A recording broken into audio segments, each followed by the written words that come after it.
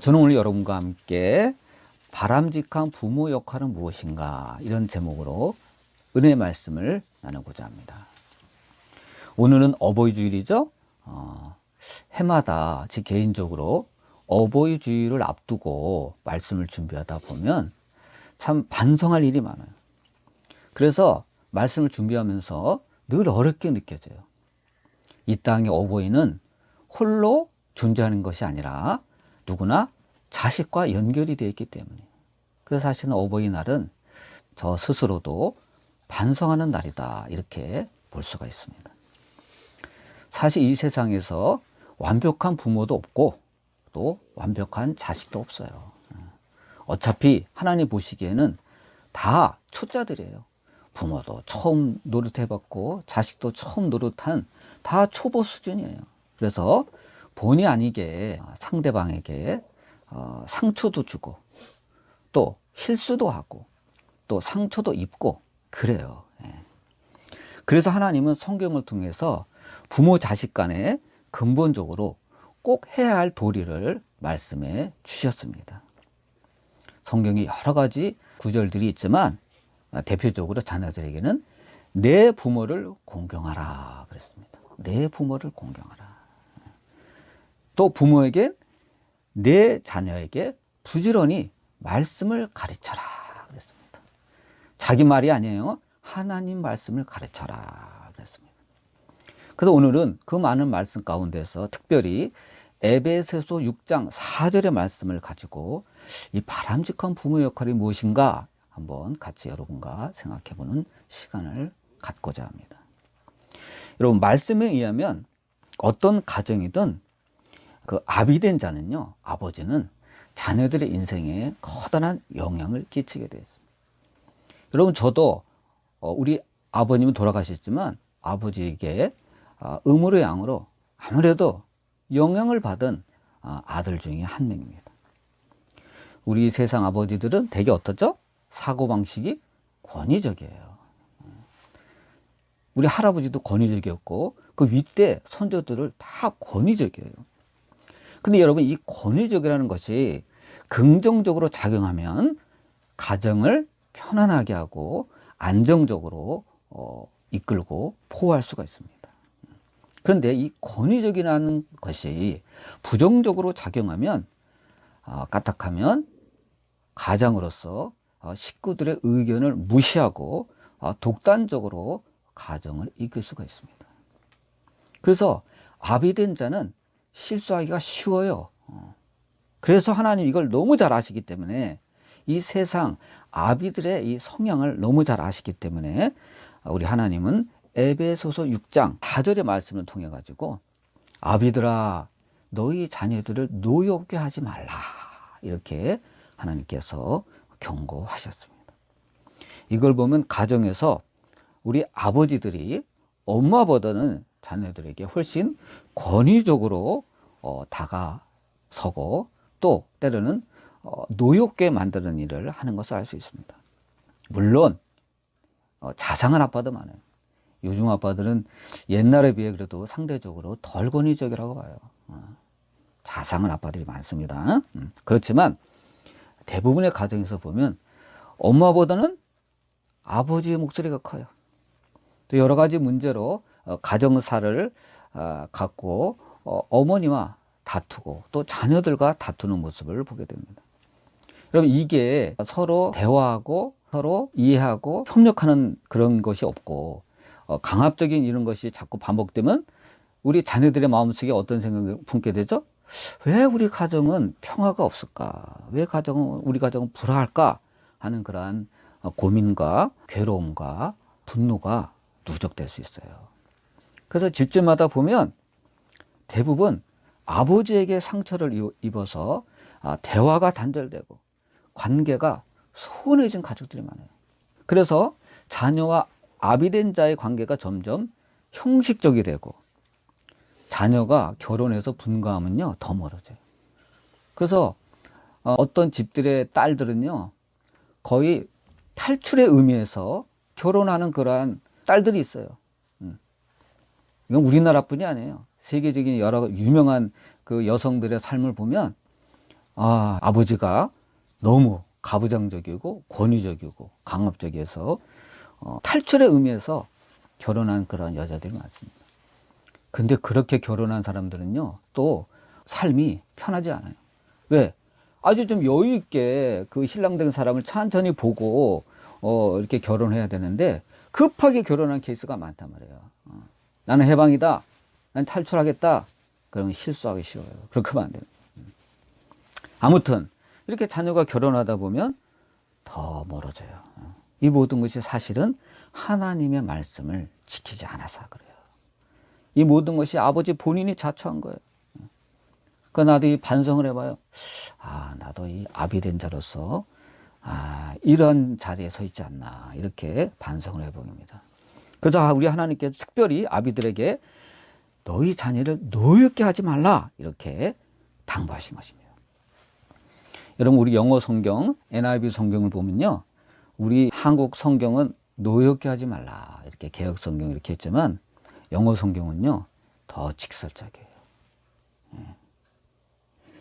Do not exasperate, 이렇게 했어요. 이 말이 뭐죠? 화나게 하지 말라. 몹시 화나게 하지 말라. 더 직설적이에요. 우리는 그냥 노엽게 하지 말라 그랬지만 영어 성경은 몹시 화나게 하지 말라, 이렇게. 영어 성경이 우리나라 성경보다 훨씬 직설적이에요. 그리고 귀에 쏙쏙 들어와요. 우리 아버지들은요, 주님의 경고대로 자녀들에게 몹시 화나게 해서 안 됩니다. 분노 대신 사랑을 안겨줘야 돼요. 여러분, 크게 화려한 집 좋죠. 비싼, 값비싼 승용차 좋죠. 맛있는 음식 좋죠. 그러니까 이러한 것들을 아버지가 자녀들에게 제공해 준다고 해서 이것이 곧 행복의 본질은 아니에요. 여러분, 그 가정에 대화가 없고 화목하지 않는다면 이 모든 중요한 것들은요, 다 사실은 껍데기에 불과해요. 아무리 좋은 집에 살면 뭐예요? 아무리 좋은 승용차를 타고 아무리 좋은 음식을 먹으면 뭐예요? 소화가 안 돼요. 그래서 잠언 15장 7절 말씀을 보면 다음과 같은 말씀이 있습니다. 채소를 먹으며 서로 사랑하는 것이 살찐 소를 먹으며 서로 미워하는 것보다 나으니라. 여러분, 살찐 소를 먹는 집이 부자죠?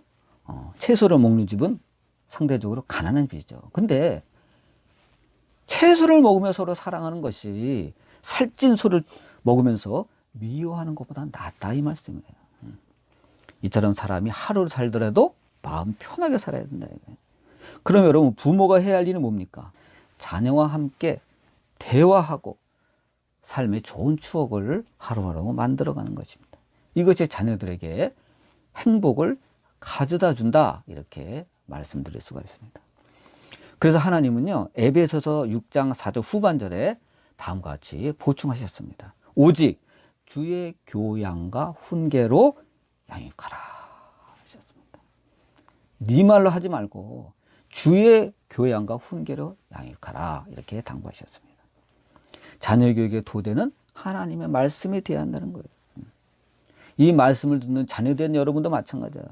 다 결혼해서 부모가 될 터인데 마찬가지예요. 자녀 교육의 토대는 하나님 말씀이어야 돼요. 우리가 성경을 보면 다윗은 개인적으로 아주 신앙 체험이 최고인 사람이었죠. 그런데요, 이 생활이만큼 자기 자녀 교육에 대해서는 낙제점이에요. 신경을 제대로 쓰지 못했어요. 그래서 자녀들끼리 화목하지 못해도 서로 싸우고 죽이고, 압살롬은 나중에 아버지까지 배반해서 반란을 일으켰다가 죽임을 당했잖아요. 아마도 다윗 왕은 왕으로서 전쟁을 많이 치렀고 이 국정을 운영하다 보니까 자녀 교육에 소홀했던 것 같아요. 그렇지만 다윗은 그 소홀한 만큼 뼈저린 대가를 치르고 말았습니다. 그래서 다윗은 말년에 이것을 만회하고자 솔로몬에게 유언을 남겼습니다. 그 유언의 핵심이 뭐죠? 내 하나님 여호와의 명령을 지켜 행하라. 모세의 율법에 기록된 대로 다 지켜 행하라.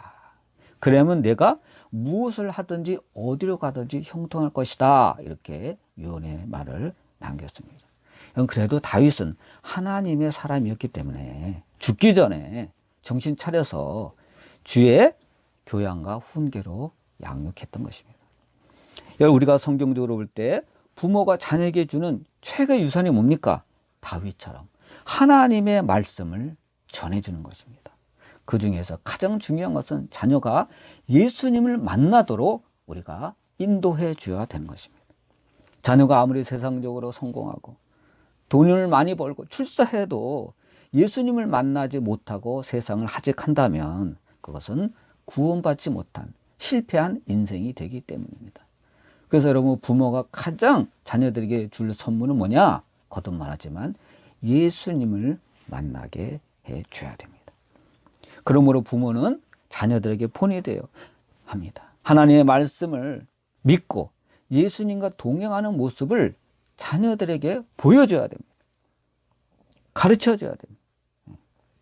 그래야 자녀들도 우리 부모가 믿은 하나님을 온전히 받아들이고 구원받은 백성으로서 하나님의 말씀을 마음에 새기고 예수님을 온전히 믿고 살아갈 수 있는 것입니다.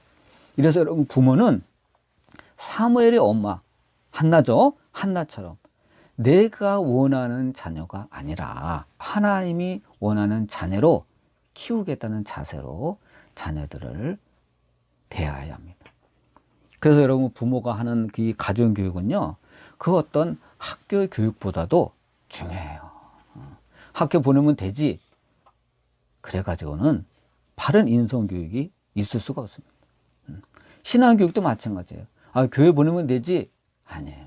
일주일에 한 번 잠깐 교회 가는 것 갖고는 턱없이 부족해요. 그래서 인성교육이라든지 신앙교육이라든지 이 모든 것이 가정에서 부모가 자녀들에게 본이 되고 가르쳐야 되는 것입니다. 부모는 자녀의 거울이에요. 자녀는 부모의 말과 행동을 다 주시하고 있습니다. 우리 부모가 어떤 말을 하나, 어떤 행동을 하나 다 보고 자랍니다. 부모를 모방하게 돼 있어요. 따라하게 돼 있어요. 그러니까 부모가 정직한 모습을 보면 또 자녀도 정직해집니다. 반면에 부모가 거짓말을 하면 어떻게 돼요? 자녀도 따라 배우게 돼요. 중국의 고대 유명한 철학자 중에 한비자라는 사람, 한비자가 쓴 책을 보면요, 증자살저라는 그런 단어가 나와요. 증자살저. 이게 뭐죠?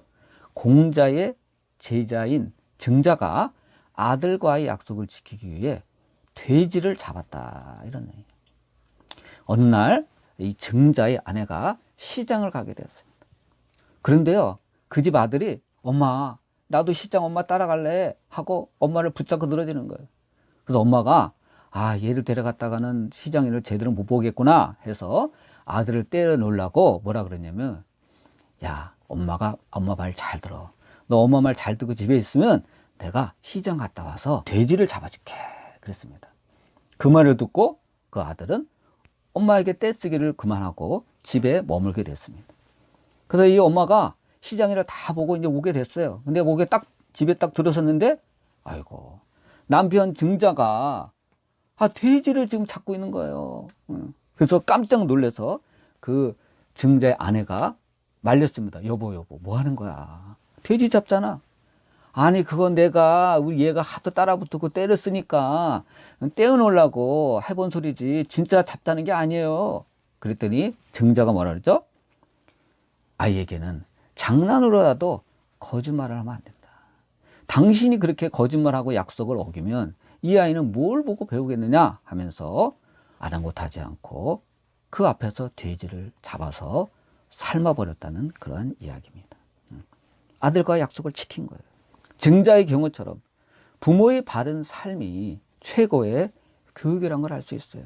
그러므로 자녀에게 본이 되는 부모가 훌륭한 부모입니다. 요즘 열성적인 부모들이 많죠. 할 수만 있다면 자녀들에게 다 해주려고 그래요. 재산도 많이 남겨주려고 그러고, 또 자녀들의 모든 일에 개입하려고 하는 부모들이 많아요. 근데 어떻게 보면 좀 지나친 감이 없지 않아요. 그 결과 자녀들이 어떻게 되죠? 겉은 멀쩡한데 의지가 약하고 스스로 하기보다는 부모에게 부탁하고 부모에게 의존적인 자녀들이 점점 증가하고 있다고 합니다. 심지어 어떤 자녀는요, 회사에 사직서를 내야 되는데 자기 힘으로 내지 못해서 부모가 사직서를 자녀 대신에 내주고 회사에 연락하는, 이제 사직하겠다고 대신 연락해주는 부모도 있다고 합니다. 이건 결코 좋은 현상이 아닙니다. 지나친 거예요. 그 정도는 본인이 해야지. 여러분, 예수님 이 세상에 계실 때 제자들을 발을 씻겨주시면서 하신 말씀이 있습니다.